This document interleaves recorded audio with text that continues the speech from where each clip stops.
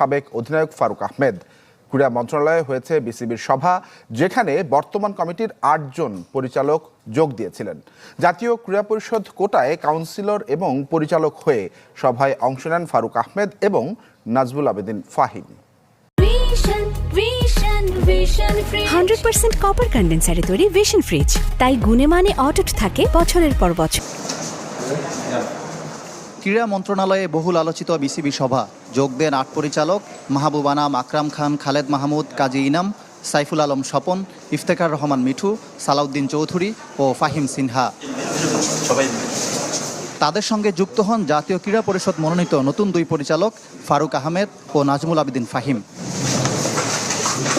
সভার শুরুতে গৃহীত হয় নাজমুল হাসানের পদত্যাগ। এরপর পরিচালকদের সম্মতিতে নতুন সভাপতি নির্বাচিত হন সাবেক অধিনায়ক ফারুক আহমেদ। নাজমুল হাসান ছাড়া আর কেউ